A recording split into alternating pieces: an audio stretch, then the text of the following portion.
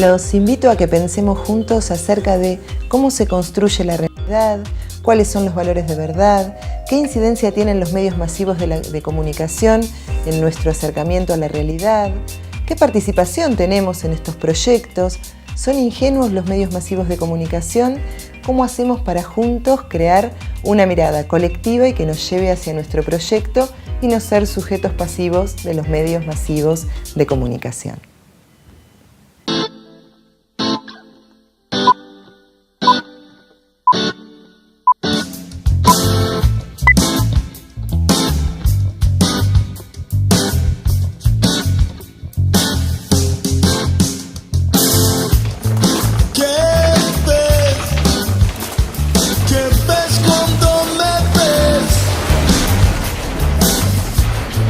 Cuando la mentira es la verdad.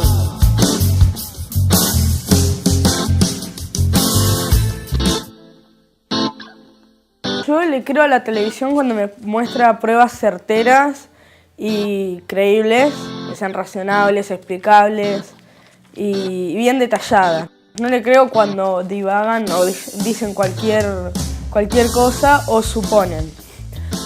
Y más que nada lo creo cuando hacen una descripción o un análisis objetivo, no le ponen valoraciones o hacen una descripción subjetiva de lo que se puede ver, sino algo bien detallado y científico, se puede decir. Pero. Y no le creo tampoco cuando se hace la gran historia o se complica mucho el tema, porque ya como que se va de lo serio, se va más a lo que es la broma, a lo que es inventamos esto para poder tener, en el caso de la televisión, rating. Y en esos casos... Y según a lo que yo pienso, si a mí me parece que la información que dice se puede comprobar o no, ahí saco la verdad o no, para mí. No es verdad cuando se exagera mucho o cuando no hay pruebas suficientemente relevantes.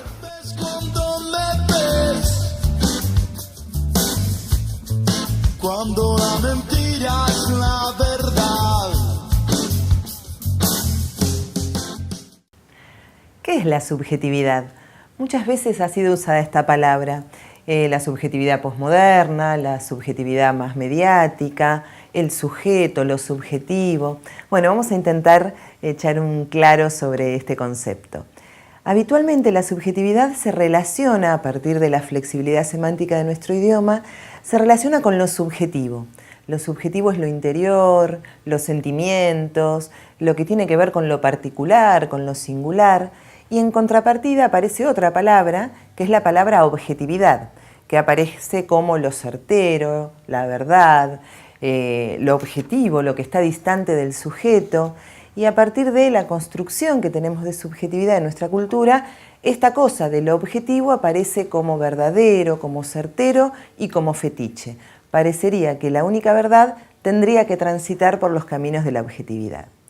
Otro de los deslices del idioma es usar la subjetividad no como sustantivo, sino como adjetivo. ¿Qué quiere decir esto? Los adjetivos caracterizan, describen situaciones, mientras que los sustantivos lo que hacen es nombrar, definir, entificar. Entificar es dar entidad, es dar existencia. Y si existe lo subjetivo, entonces lo objetivo no es el todo. Entonces sería cuestionable el objetivo, y esto es una realidad muy dura para nuestra cultura y para nuestra manera de pensar a la que venimos acostumbrados desde hace muchos siglos. El pensar a la subjetividad como sustantivo nos hace comprometer con esta cosa que nos pasa en el entre la sociedad y los grupos, entre los grupos y los sujetos, y poder pensar que la subjetividad es una construcción. No es algo totalmente acabado y no es algo que permanece a través del tiempo. Cada tiempo, cada espacio, cada ciclo político tiene su propia subjetividad y tal vez el gran desafío pase por descubrir cuáles son las características de nuestra subjetividad hoy y a partir de ahí poder conocernos como sujetos, como grupos y poder crear nuestra propia historia.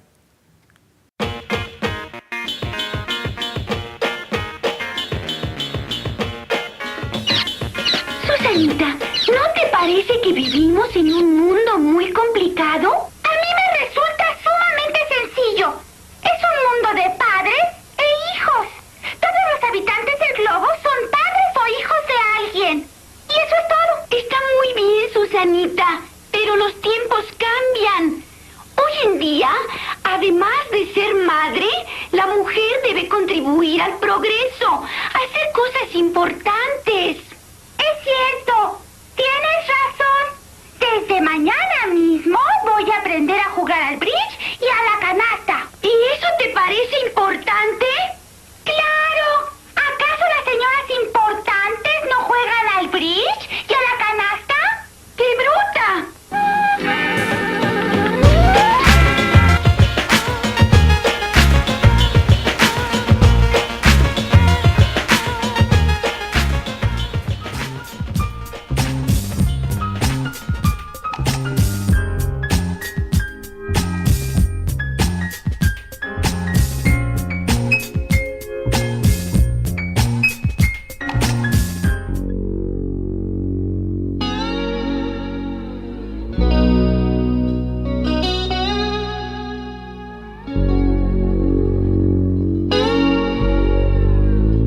...25 de junio de 1907... nacimiento de Enrique Pillón Rivière, creador de la psicología social en la Argentina, nuestra querida carrera, obviamente, con quienes ya han pasado por la escuela, compartimos no solamente espacio de reflexión y de aprender conocimientos, sino también de un aprender a ser. A veces me siento grande como el mar. Un hacer que tiene que ver con el cambio social planificado, como lo pensó el maestro.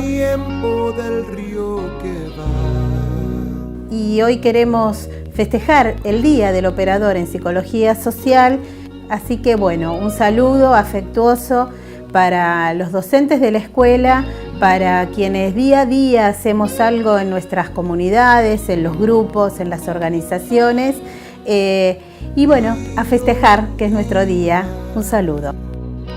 Tal para cual, río y mar.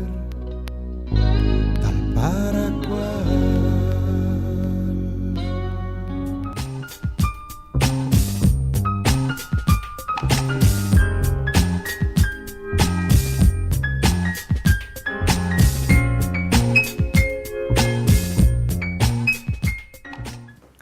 Hablábamos de subjetividad y decíamos que aparecen muchas confusiones, muchos entramados de significados. Muchas veces se hace una analogía entre subjetividad y sentimientos, o otras veces se usa la subjetividad como un adjetivo en vez de como un sustantivo. Pero una de las principales dificultades pasa por confundir la subjetividad con el sujeto. El sujeto es el portador de subjetividad, es quien construye subjetividad a partir de su relación con los otros. Tal vez si nos ponemos a pensar distintas definiciones de sujeto, vamos a entender un poquito más de qué se trata esta diferencia. Por ejemplo, para la psicología tradicional, no voy a hablar aquí de la psicología social, el sujeto es este animal humano que nace con un paquete instintivo, con una serie de pulsiones que le permiten satisfacer sus necesidades, que son el motor que le permite ir avanzando en el mundo, ir desarrollándose en el mundo para la satisfacción de sus necesidades y para su supervivencia. Ahora bien, en este tránsito por el mundo, no puede el sujeto humano, el animal humano, satisfacer solo sus necesidades. Entonces siempre requiere de un otro. Este otro que lo alimenta, que lo acompaña, que lo acobija, que lo cuida, hace que este ser humano pueda sobrevivir y que en este tránsito, en este relacionarse con el otro que le permite la supervivencia, va incorporando como propias las reglas de este otro. Es decir, el sujeto humano, el animal humano, entra al mundo, entra a las reglas sociales a partir de esta necesidad que tiene una base instintiva, y en este entrar va asumiendo como propio todo lo dado. Entonces nos parecen naturales, nos parecen de la naturaleza, algunas cosas que no son más que aprendidas por este otro que nos llevó de la mano en este rumbo de ir satisfaciendo nuestras propias necesidades. Para esta mirada de la psicología, el estar con los otros, el formar parte de un colectivo, el formar parte de un grupo social, tiene que ver con un instinto, porque toda la explicación tiene una base biológica e instintiva, que es el instinto gregario. Por lo tanto, el sujeto humano es un sujeto de instintos que se satisfacen a través de un otro en un contexto social y cultural. La gran característica de este humano, de este sujeto, es que incorpora como propio lo dado. Lo aprendido aparece como natural para el sujeto. Bueno, tomaremos el té y charlaremos como lo hace la señora. ¡Juguemos! Muy bien. ¿Quién dice la primera estupidez? Sí, yo ya lo tengo todo planificado. Primero, voy a ser una gran señora. La, ra, ra, ra. Y después tendré muchos hijitos. Luego, compraré una casa grande, grande. Y después, un auto muy lindo. Y joyas. Muchas joyas. Y más tarde vendrán los nietecitos. Pero eso no es una vida, es un escalafón. Ahora bien, para la psicología social, para las ciencias humanísticas en general, tipo trabajo social y sociología, la concepción de sujeto es muy otra. Para estas disciplinas, el sujeto no nace con un paquete instintivo que ya es el motor de por sí de su vida. Sí es un sujeto de necesidades, pero no un paquete instintivo que le dice el cómo ir resolviendo estas necesidades. Es un sujeto que no tiene otra posibilidad que constituirse en el mundo del otro. Desde el momento del inicio, desde sus primeras necesidades, desde sus primerísimos instintos, se constituyen en el mundo del otro. Y si bien asume lo que el otro le da como propio, nunca es una copia textual. El sujeto de la psicología social, de la sociología, de las ciencias humanas en general, es un sujeto que es capaz de construir su propio destino. No es un sujeto absolutamente matrizado por los otros, no es una reproducción del mundo y de las circunstancias que le tocaron vivir, sino que asume algunas características, algunos rasgos de este mundo a partir de una estructura que es la estructura del vínculo, que es una estructura dialéctica, hay un ida y vuelta. Soy producido, pero soy productor de mi propia existencia. A partir de aquí se puede aprender, a partir de aquí se puede comunicar, a partir de aquí puedo cambiar mi contexto, mis circunstancias y mi propia historia personal.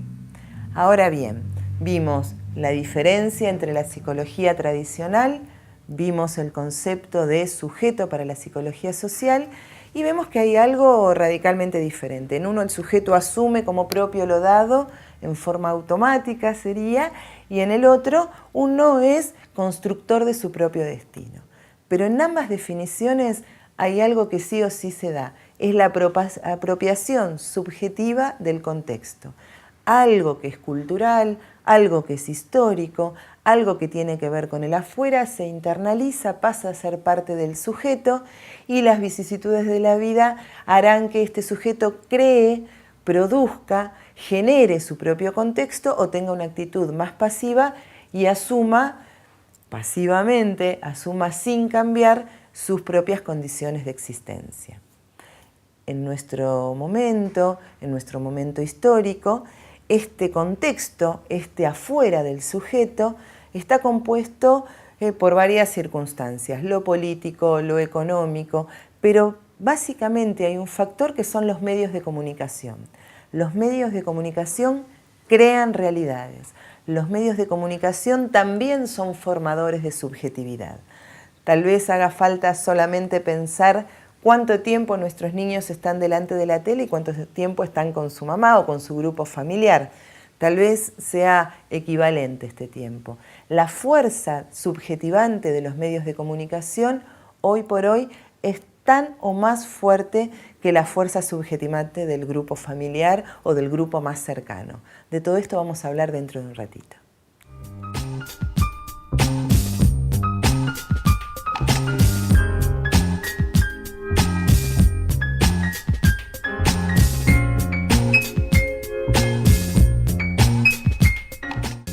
Podés ser abogado, podés ser contador, podés ser administrador, podés ser marticero. Ahora en tu ciudad podés estudiar la carrera universitaria que querés. La Universidad Siglo XXI te permite estudiar combinando lo mejor de asistir a clases con lo mejor de estudiar a distancia. Una modalidad pensada para que puedas recibirte en tu ciudad. Informate en www.21.edu.ar.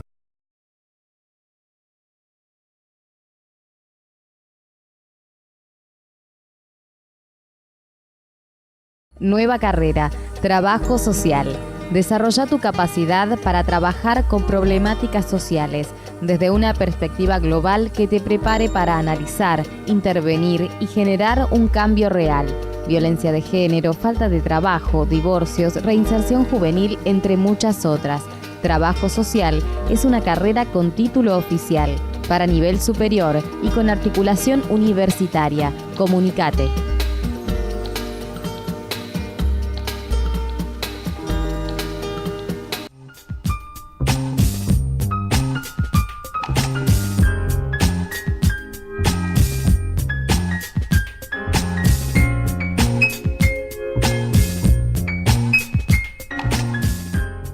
Decíamos que la subjetividad tiene que ver con este intercambio entre el sujeto y su mundo, y que en el mundo actual este mundo, esto externo al sujeto, estaba constituido por un factor fundamental que eran los medios de comunicación. Pero los invito a pensar un poquito más atrás en la historia. Pensemos en la prehistoria, pensemos en la Edad Media, pensemos en la Antigüedad, en el Renacimiento. ¿Qué tipo de subjetividad se construía en cada uno de estos momentos históricos? El hombre de las cavernas, de repente, las únicas necesidades que tenían eran las necesidades de supervivencia, ¿no? Y entonces el estrés no estaba dado por el trabajo o el salario o lo político, sino por sobrevivir a la caza, a la pesca, a los derrumbes, a cómo armar su nido, a cómo generar espacios de supervivencia para su grupo familiar. De repente, si pensamos en la Edad Media, la subjetividad estaba más identificada con la verdad y la verdad era casi sinónimo de Dios. Y entonces el sujeto era pensado como reproducción, como una idea igual a la de Dios. Éramos hijos de Dios y Dios era el portador de todas las verdades y de todas las certezas. Avanzando un poquitito más en la historia, aparece el Renacimiento y ahí se corre un poquito el eje y ya empieza a ser más antropocéntrica la mirada.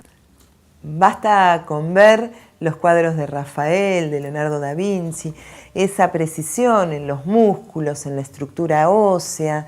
El centro, vuelvo a decir, está puesto en el hombre y cómo el hombre hace a su medio y hace a la naturaleza.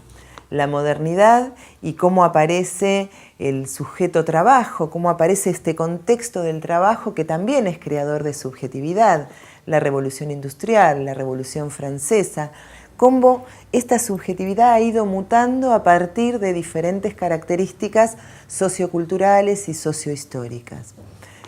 Volviendo nuevamente a nuestra época, esta cuestión más mediática, cómo desde que nuestros niños nacen, empiezan a tener un trato fluido con diferentes equipos digitales, como decimos, parece que lo traen desde herencia, esta cosa de saber manejar la computadora o el celular o bajar archivos, esta cuestión de lo digital, de lo instantáneo, el valor de la imagen por sobre el valor de la reflexión, el valor de la comunicación ya, rápida, aquí y ahora, y básicamente el valor de la televisión como ojo que abre al mundo.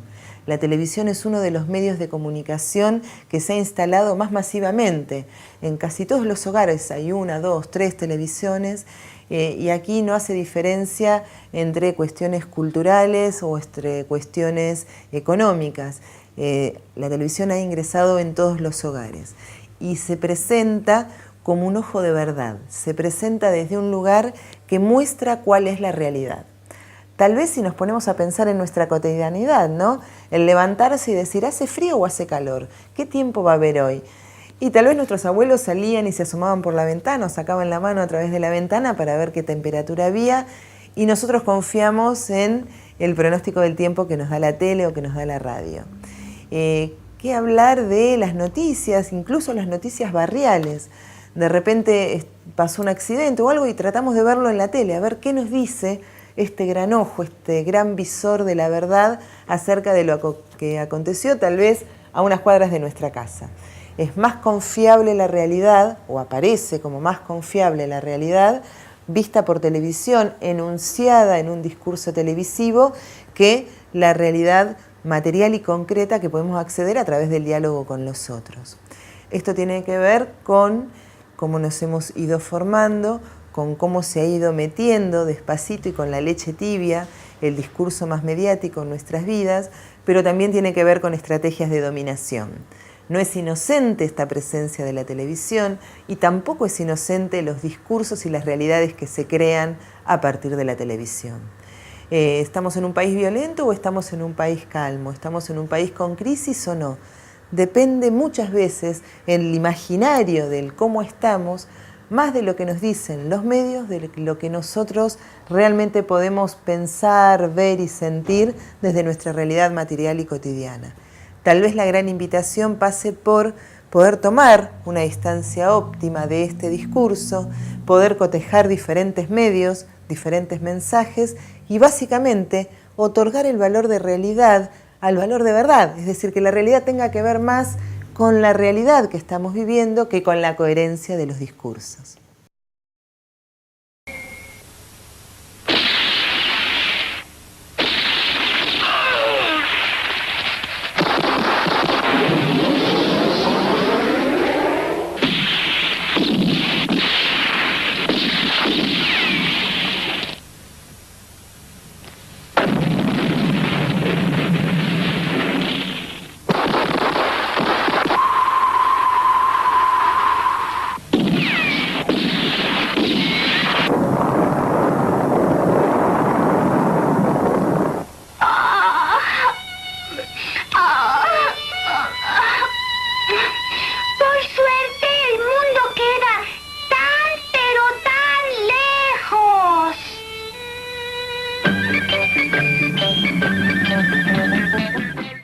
Veíamos recién cómo los más media, es decir, el conjunto de internet, radio, televisión, redes sociales y demás, forman subjetividad. Ahora, ¿cómo es esta estrategia?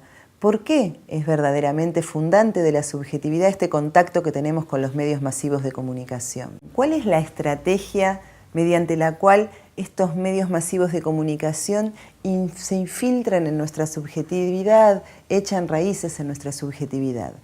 La gran base de esta estrategia es que es una estrategia invisible.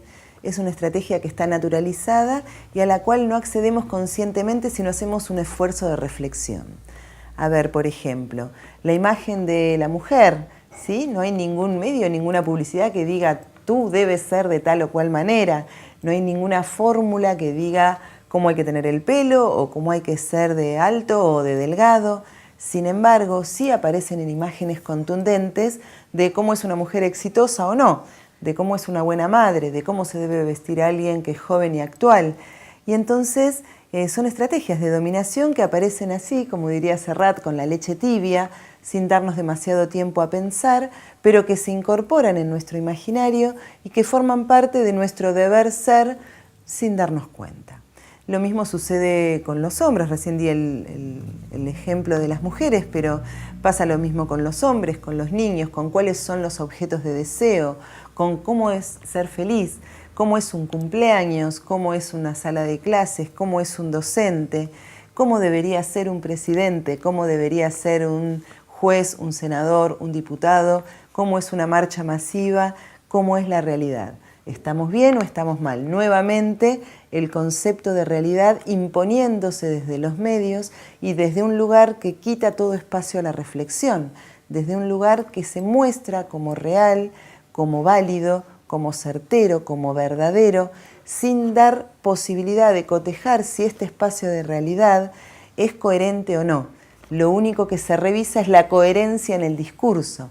Es decir, si esta mamá que es exitosa desde los medios, entonces se viste bien con las marcas que nos dicen los medios, entonces conseguirá un buen trabajo a partir de la marca que usa, el cuerpo que tiene, el color de pelo que tiene, y entonces todo esto aparece como coherente, como certero, pero está absolutamente alejado de la realidad. Y lo que produce son grupos, personas, sujetos que sienten frustraciones en vez de sentir que están armando su propio proyecto. La gran invitación pasa por generar una distancia óptima entre lo que estoy viendo desde la televisión, lo que puedo llegar a ver desde mi realidad y poder reflexionar y cotejar con los otros cuál es el camino que queremos ir andando, cómo hacer camino al andar y no seguir un camino de dominación que es el que plantean estos medios, que obviamente siguen los intereses de sus propietarios y de la gente que genera este tipo de publicidad y propaganda.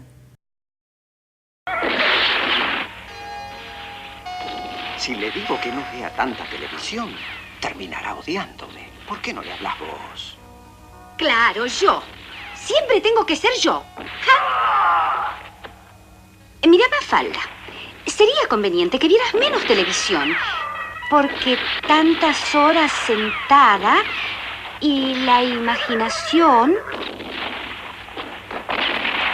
¿Y le dijiste que la televisión convierte...